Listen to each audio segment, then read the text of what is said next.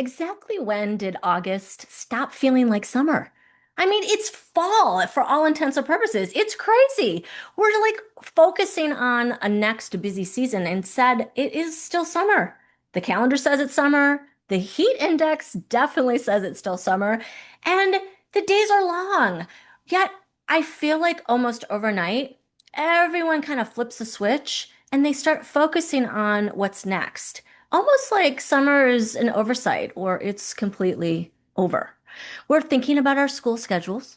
We're thinking about fall commitments, work projects, the travel's ending, our vacations are coming to a close, the routine is starting again, and everything that we need to accomplish before the end of the year. I mean, it's kind of crazy. And without even realizing it, we're just like, summer's done.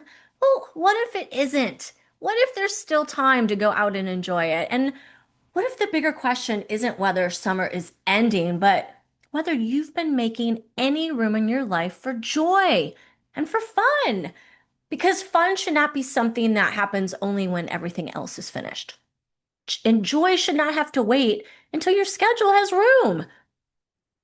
Hi there. Welcome back to Emerge Positive. I'm Deanne, and I work with women who are in the middle of their life, and I help them see that they're not too late.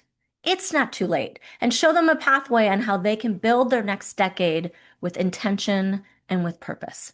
Now, today, I want to talk about something that sounds so simple, but it can be surprisingly difficult for many of us. And that's just having fun and intentionally making space for joy. Doing something simply because it feels good, not because it's productive or because someone else needs us to do it, and not because we've earned it by finishing everything else on our to-do list.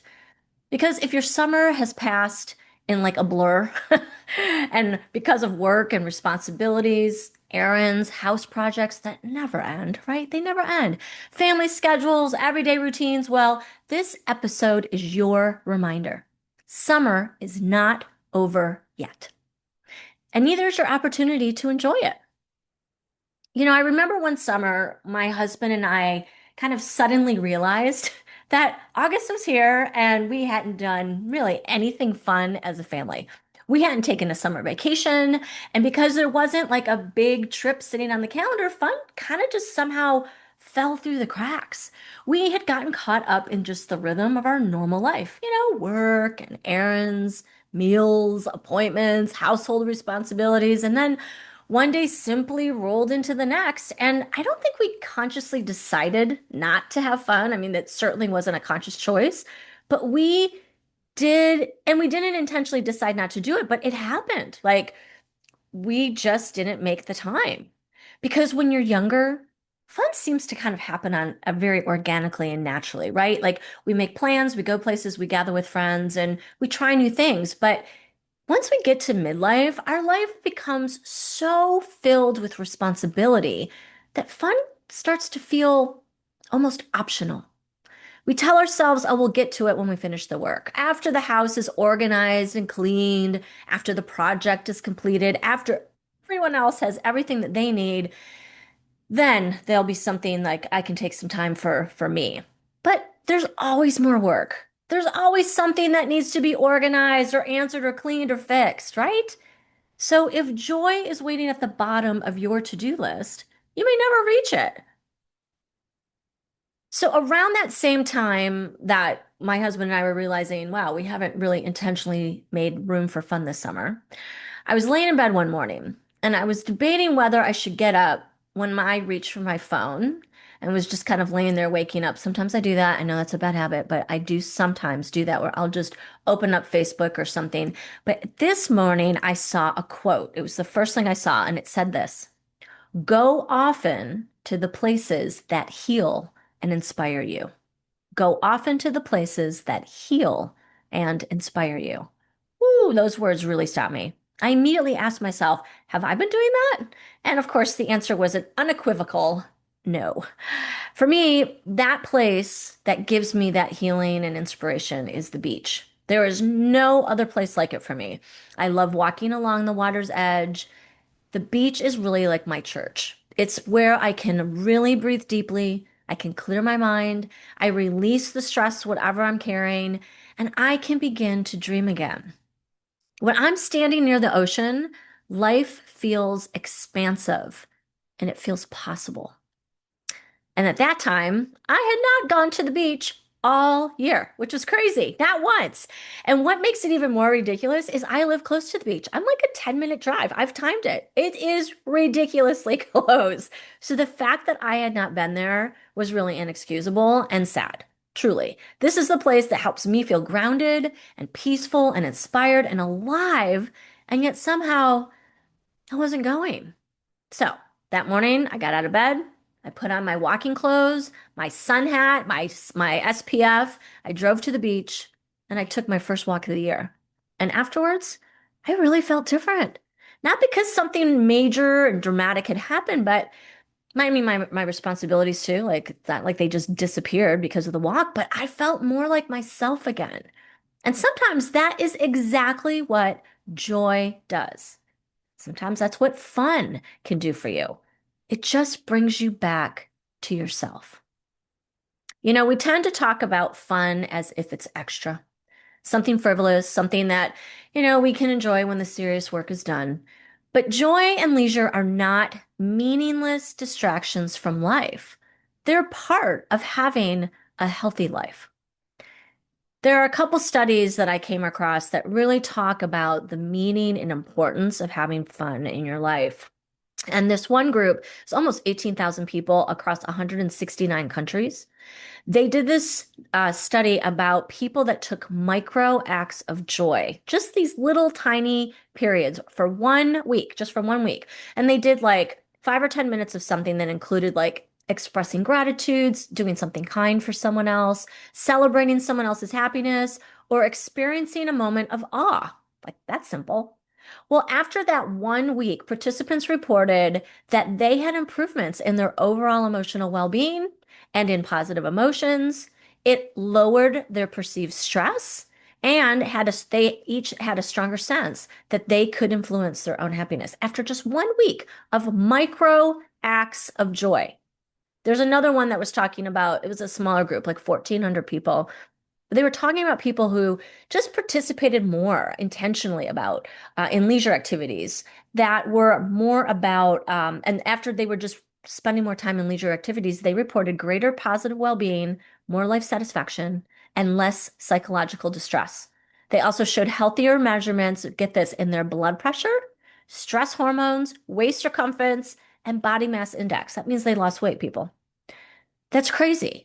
But it just shows two very small examples that show you that it is so important to make room for fun and joy in your life. And what a better time to do it than in the summer? And it's August. We have about 6 weeks of summer left before the calendar changes to fall. We have so much summer left. Let's make it a priority. Make fun a priority for these next 6 weeks, okay? But many of us, especially us women, we still struggle to do this. We struggle to make room for fun for ourselves, not for our kids, but for ourselves. And I think it's partly because we're not giving ourselves permission. We're not giving ourselves permission to stop working before everything is finished, or permission to spend time doing something that has no measurable outcome. You're just doing it because it feels good, right? Permission to laugh or play or wander or just sit somewhere beautiful, like a park or at the ocean or wherever. Giving yourself permission to prioritize yourself without feeling selfish. When's the last time you did that? This is where honoring yourself becomes so important. Honoring yourself means believing that your well-being actually matters. And it does. It means recognizing that you deserve the time to just breathe or laugh or connect with the people that you love and to experience moments that fill you back up. You do not have to be exhausted before you're allowed to rest. How many of us do that? I know, all of us. You do not have to burn out before you're allowed to step away. And you do not have to complete every responsibility before you're allowed to enjoy your life. Your life is happening right now, not after the list of to-dos is finished, not after the next deadline, and not someday when everything calms down, like that perfect time to go on a vacation, right? We do that too. Oh, I'll go on the vacation when I get all this stuff done and it'll be the right time. No, it never comes when we do that.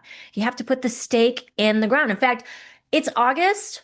I'm already thinking about next summer's vacation and putting that stake in the ground because if you don't do it, it's not going to happen. So, if you're struggling to find time for fun and boundaries, well, I'm sorry, not struggling to find time for boundaries. If you're struggling to find time for fun, boundaries may be what you need. And I know we hate the B word. We really hate the B word, but guess what? It is your friend. It is not a bad thing. So many of us put such a negative connotation on boundaries, but it actually could be like the best thing for you in your whole life. Because they're not just about saying no to people. It's about creating the space for what you want in your life, like fun, like vacations. So, one of the things, though, that is so important, especially if you're still working, is to set a boundary for the end of your workday. And I know this is a hard thing for many of us. It was a hard thing for me at one point in my life, too. So, I do get it. But it's important to set an actual boundary that you will stand by and protect to your greatest ability. I know there are times where something comes up and you can't hold to that boundary. That's okay, just not every day. Every day you must have a consistent place to stop. And for those of you who are working from home, I know this is hard. Or if you're running your own business, or if you're caring for other people, or whatever, that your responsibilities never feel fully complete. I know it's hard, but your workday needs an ending because that is where the rest of your life begins. It's your personal time. Think about your evenings. Even if you only have 3 hours between the end of your workday and when you go to bed, those hours represent a meaningful portion of your life.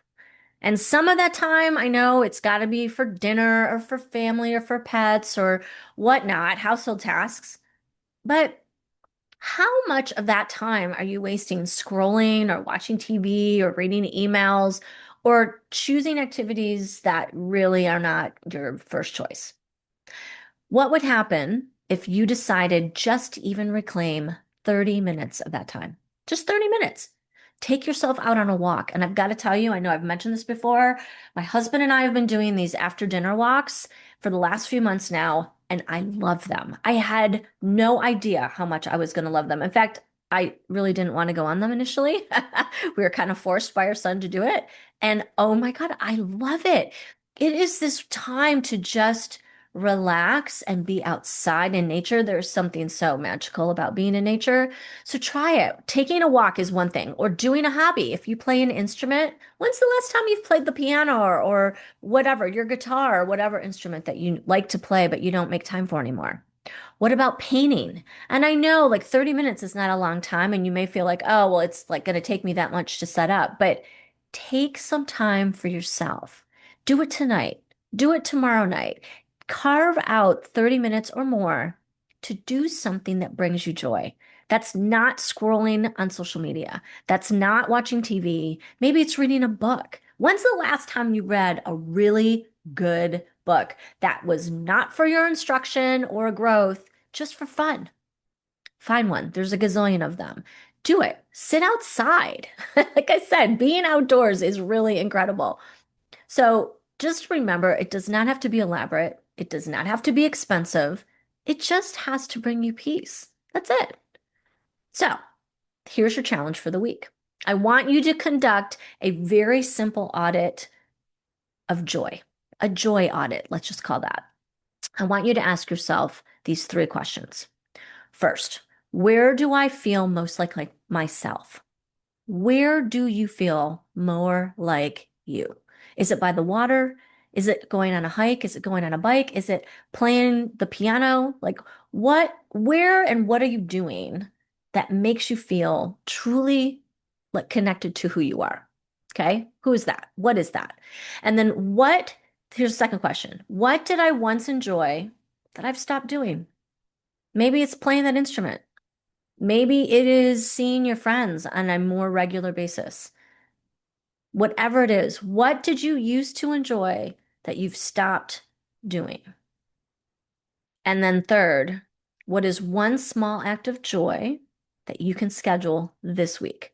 I told you, you got to put a stake in the ground or it is not going to happen, especially if you have the pattern of just putting everybody else before you. You're not just going to automatically change that. So you need to intentionally plan it. Call up your girlfriend, give her a text, and say, let's go grab a coffee. Or better yet, go get an ice cream cone because, oh my God, it's summertime. That's the time to have ice cream. And it is so good. Oh my gosh, it's so good. Call her up, make a date. Go do it. Seriously, choose a date and time and then make it happen. We often save good things for special occasions, right? It's the outfit or the jewelry or the bag or the shoes or the special candle maybe. Like we save them for special occasions. But Wednesday is a great example to just pull it out, wear it, or light the candle or do whatever. It doesn't need to be a special occasion. My dad used to always tell us, wear your pearls with your sweatshirt. Always said that, and I've always done that, and I've always remembered that. Don't always save your special things for something that you feel is a special occasion. Life today is a special occasion. You're here. So put on the dress, put on the great shoes, wear the great bag, and enjoy it. It's important. So before summer ends, choose something that reminds you that life is more than just responsibility. Go somewhere that expands you. Do something that makes you laugh. Go to a comedy show. I love those. Oh my gosh. Stand-up comedy shows, they are the best, truly. Or spend time with someone that just makes you feel lighter. Watch a sunset. Swim in the ocean. And if you don't live by the ocean, then swim in a pool or a lake. Eat dinner outside. Take a day trip. Use your beautiful wine glasses that you have set aside for that special occasion and haven't used in 10 years. Whatever joy looks like to you, stop postponing it. That is my ask for this week. Stop postponing your joy. Remember the quote, go often to the places that heal and inspire you. Go often. Does that mean every day? Not really, but be intentional. Go to those places that make you feel good because that it's so easy to put yourself last. This is a great mantra to hold in your heart to continue to bring yourself to your top of your list. Go often to the places that heal and inspire you. Fun can feel difficult to prioritize, and when there's so many things going on, I know it is the first thing to go. I do it too. We're human. But your well-being needs joy. Your mind needs moments of lightness. Your body needs opportunities to release stress, and your soul needs experiences that remind you why you're here. You don't have to completely change your life. You just need 10 minutes, 30 minutes, an hour. Ooh, go crazy. An hour. Reallocate the little time that you have that you're already spending scrolling or watching TV or doing something that's just not important and certainly not bringing you joy. Fill that time instead with something that does. Give some of that time back to yourself. I promise it's one decision you are not going to regret. So let me leave you with this question. What's the one thing that you can do today? What's the one thing that will bring you some joy? Don't overthink it. Just choose it. Make the time and go do it. And remember, you can emerge positive. Thanks for joining me today. I'll see you next Wednesday.